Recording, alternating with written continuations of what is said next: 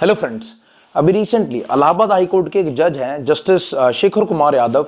उन्होंने एक religious organisation के फंक्शन के ऊपर कुछ ऐसे रिमार्क्स दिए जो कि as per the protocol of judicial officer feasible नहीं थे और उसको लेकर बहुत सारी कंट्रोवर्सी हुई।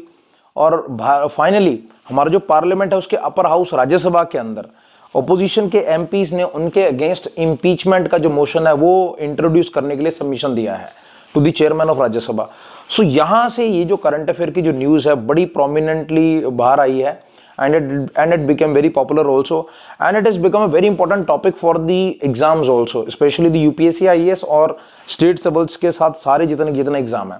सो इस वीडियो के अंदर आज हम कवर करेंगे कुछ important postulates related to the impeachment of जजेस, प्रोसीजर क्या है जजेस को रिमूव करने का, आर्टिकल्स हमारे कॉन्स्टिट्यूशन के कौन कौन से एग्जैक्टली रेलेवेंट है इनसे, और लास्टली भारत के इतिहास में क्या आज तक कोई जज है जिनको इम्पीच किया गया है।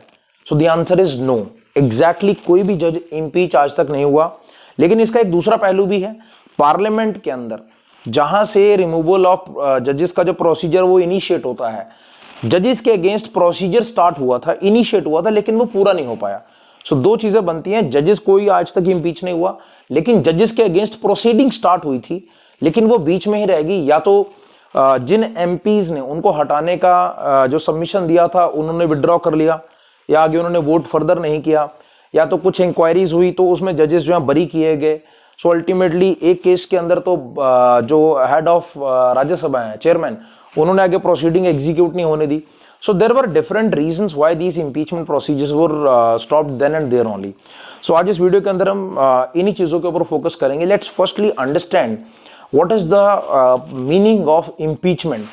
So as you can see here, it is a process by which a judge can be removed from the office by the parliament. Parliament ही एक ऐसा प्लेटफॉर्म है जहां से जजेस को रिमूव करने का प्रोसीजर स्टार्ट होगा। विधानसभा का इसमें कोई रोल नहीं है। So please do remember that parliament के जो एमपीज हैं उनका रोल है। कैसे उनका रोल है, लोकसभा राज्यसभा जो लोअर हाउस और अपर हाउस हैं उनके कितने मेंबर्स जो हैं इसमें पार्टिसिपेट करेंगे स्टार्ट करने के लिए इसको, वो इसी वीडियो में आगे देखेंगे।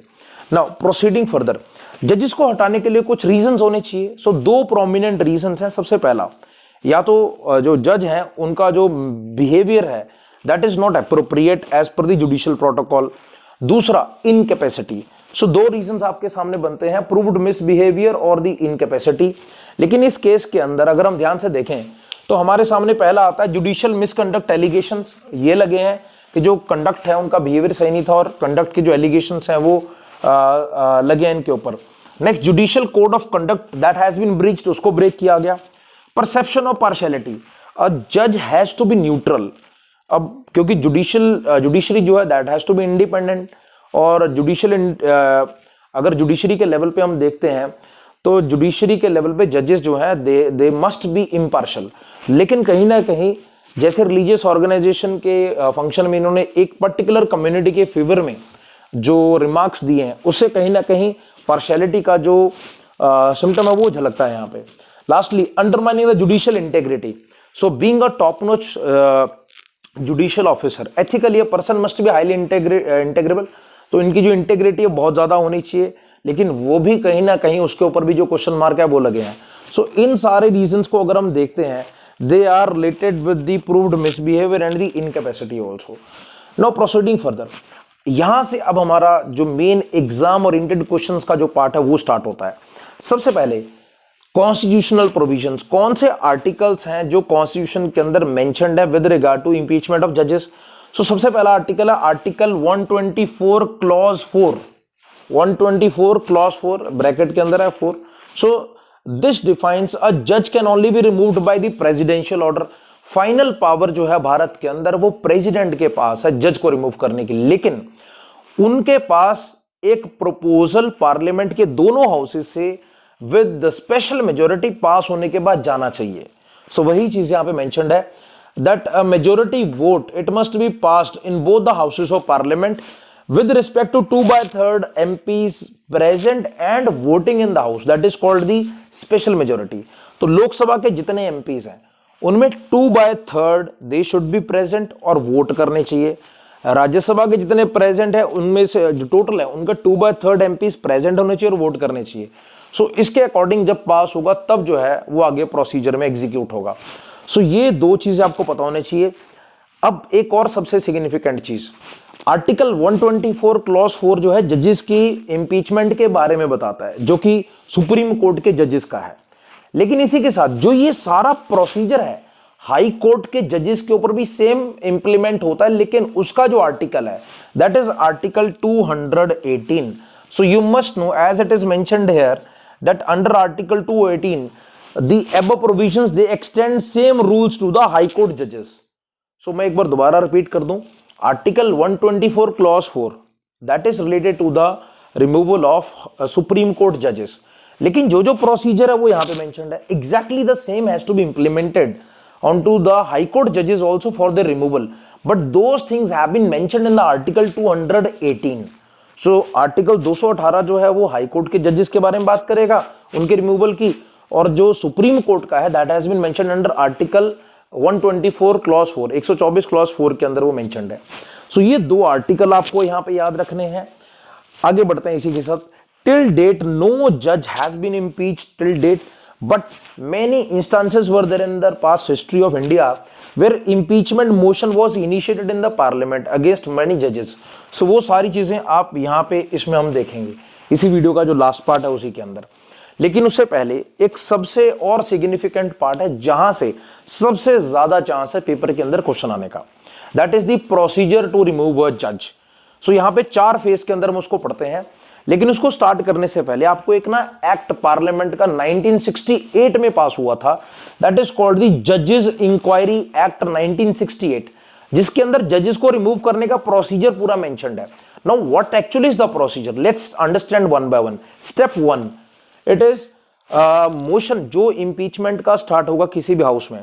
तो पहली बात तो एक चीज आपको क्लियर रखनी है, जजेस को हटाने का मोशन जो है, इंपीचमेंट का जो मोशन है वो किसी भी हाउस में आ सकता है, चाहे वो लोकसभा हो चाहे वो राज्यसभा हो।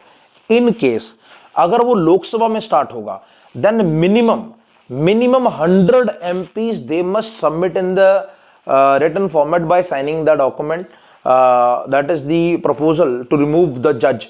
तो 100 MPs मिनिमम है जो रिटन में देंगे लोकसभा के स्पीकर को।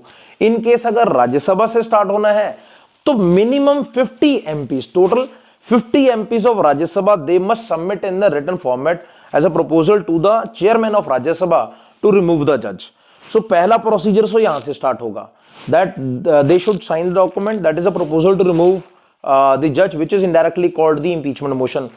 Now second step में आता है 3 member committee, जिसके members आपको क्लियर होने चाहिए। और going by the present scenario of exam questions जो स्टेटमेंट वाइज आते हैं, तो यहां पे एक और चांस है जहां से क्वेश्चन बनने का चांस रहेगा। नाउ जो 3 मेंबर कमेटी है उसमें कौन कौन होगा? सबसे पहले तो देखो सुप्रीम कोर्ट के या तो honourable CJI chief justice of India है, वो हो सकते हैं। अगर वो नहीं है तो कोई सुप्रीम कोर्ट का ही कोई सीनियर मोस्ट जज होगा। दूसरा जब हम बात करेंगे सेकंड मेंबर, वो किसी भी स्टेट हाई कोर्ट से, स्टेट हाई कोर्ट का चीफ जस्टिस हो सकता है, chief justice of any state high court. तीसरा जो मेंबर है that person should be A eminent jurist. What is the concept about the eminent jurist? Eminent, a popular personality, a jurist means a person having extreme knowledge of law. So ये 3 members का ही यहाँ पे mentioning है। ये जो committee है ये speaker of Lok Sabha, chairman of Rajya Sabha, ये रिस्पेक्टिव हाउसेस से बनाएंगे। तो इसमें पहला जो मेंबर है चीफ जस्टिस ऑफ इंडिया हो सकता है, जो कि हेड होंगे। In case honourable chief justice of India वो नहीं है तो सुप्रीम कोर्ट का ही कोई सीनियर मोस्ट जज हो सकता है। Secondly chief justice of any state high court. Third is a distinguished jurist that is appointed by the speaker और चेयरमैन। सो ये 3 मेंबर्स जो हैं they should be in the 3 member committee. Third step जो है इसके अंदर, third phase जो आता है that is the inquiry process.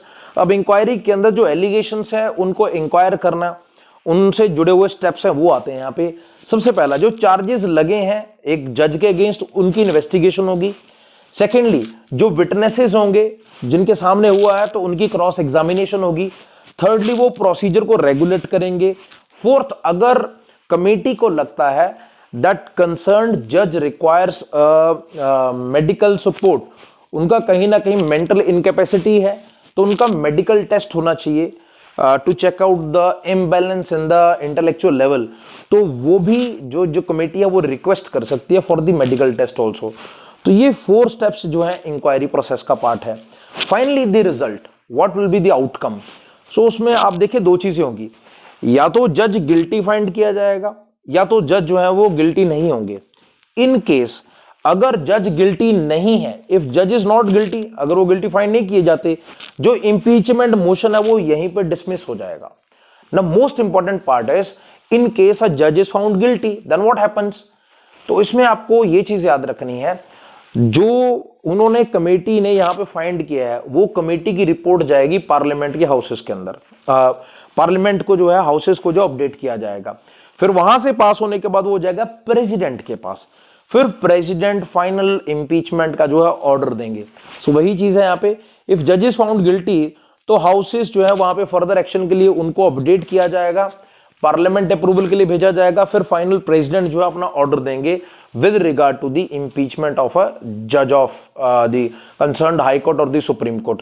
Because considering चाहे सुप्रीम कोर्ट के जज हो चाहे हाई कोर्ट के हो, प्रोसीजर तो सेम है, एग्जैक्टली सेम है, बस आर्टिकल्स 124 क्लॉज 4 जो सुप्रीम कोर्ट का है, आर्टिकल 218 जो है हाई कोर्ट का है। So all the steps are exactly same. Now proceeding towards the final part of this video, the instances which has happened in the past. So सबसे पहले आपके सामने है 1993 के अंदर जस्टिस वीर रामास्वामी, इनके अगेंस्ट जो केस आया था that was related to the financial impropriety. So कहीं ना कहीं फाइनेंशियल जो है एस्पेक्ट्स हैं उनके ऊपर एलिगेशंस लगे थे फाइनेंशियल फंड्स के जो है मिसयूसेज के। सेकेंड है 2011 के अंदर लगभग 18 साल के बाद जस्टिस सुमित्रा सेन के अगेंस्ट फंड्स मिस एप्रोप्रिएशन का ही सिमिलरली एक और केस आता है यहां पे। लेकिन 2015 में जो जस्टिस गैंगले हैं इनके अगेंस्ट केस आता है sexual harassment of a women जज का। सो ये जो जज है इनको जो एलिगेशंस को एनालाइज करने के लिए जो कमेटी बनी थी उन्होंने इनको बरी कर दिया था। सो ये केस बड़ा प्रोमिनेंट था। इससे पहले जो 2 हैं उनमें से एक केस के अंदर पार्लियामेंट के राज्यसभा हाउस से पास होकर लोकसभा में गया, इन द मीन टाइम जज ने खुद रिजाइन कर दिया। एक में जजेस जो मेंबर ऑफ पार्लियामेंट है उन्होंने आगे प्रोसीडिंग में फर्दर पार्टिसिपेट नहीं किया। सो ये 3 प्रोमिनेंट केसेस सबसे पहले आते हैं। 4th जो केस है वो भी 2015 में आया जस्टिस परदीवाला का। इन्होंने एक कंट्रोवर्शियल रिमार्क दिया था अगेंस्ट रिजर्वेशन, जो हमारे कॉन्स्टिट्यूशन का एक अभिन्न अंग है, बहुत सिग्निफिकेंट पार्ट है।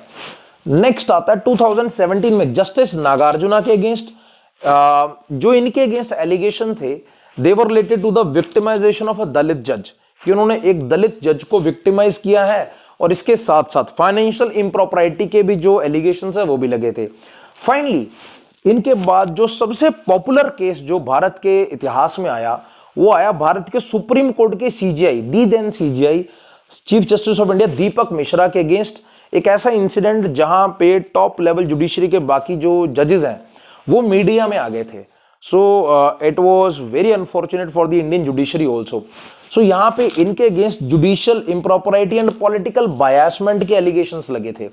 सो ये जो था इनके अगेंस्ट जो इंपीचमेंट का मोशन स्टार्ट हुआ वो चेयरमैन ऑफ राज्यसभा ने वहीं पे इसको रोक दिया था, वो आगे प्रोसीड ही नहीं कर पाया था। सो ये एक ऐसा केस भी था जहां पे कहीं ना कहीं जजेस का जो बेंच था, जजेस के टॉप लेवल जजेस का जो ग्रुप है, उन्होंने चीफ जस्टिस के ऊपर एलिगेशंस लगाए of having the favourable instance towards the executive, जो यूनियन लेवल पे गवर्नमेंट है। सो कहीं ना कहीं ऐसे केसेस भारत के इतिहास में आ चुके हैं। एक इनके साथ एक और था, चेन्नई बेस्ड एक और हाई कोर्ट के जज थे, जस्टिस करनी उनका नाम था। तो उनके अगेंस्ट भी जो इम्पीचमेंट का प्रोसीजर है वो स्टार्ट हुआ था लेकिन कंप्लीट नहीं हो पाया था। So these all were the important cases. Let me recall the names of judges and the years respectively so that you can write down also. 1993 में justice V Ramaswami, financial impropriety case. 2011 justice Soumitra Sen, funds misappropriation. 2015 के अंदर justice Gangele, sexual harassment of women जज। 2015 के अंदर ही justice Pardiwala, controversial remarks on reservation. Next is 2017 के अंदर justice Nagarjuna, victimisation of a Dalit जज and the financial mis impropriety. Last आता है 2018 के अंदर सीजीआई दीपक मिश्रा के against judicial impropriety and the political बायसमेंट का केस। सो ये जो प्रोविजंस हैं जो सिग्निफिकेंट है सारे के सारे कॉम्पिटिटिव एग्जाम्स के लिए, और you must focus on this very thoroughly. Let me recall the whole stuff in just few parts. सबसे पहले इम्पीचमेंट है क्या, नेक्स्ट आता है ग्राउंड्स ऑफ रिमूवल, दो मेन है और उनमें से यहाँ पे ये मिले हैं. नेक्स्ट कॉन्स्टिट्यूशनल प्रोविजंस है, दो आर्टिकल्स हैं, article 124 clause 4 and the article 218. Next procedure है 4 स्टेप्स का जिसमें कि जजेस को रिमूव किया जाएगा. And finally what are the major cases in the history of India wherein the impeachment procedure was started against the concerned judges, but fortunately that procedure was not completed or facilitated. So these were the important provisions and postulates related to the topic of impeachment of a judge. I hope this video will definitely solve your purpose. Thank you for watching.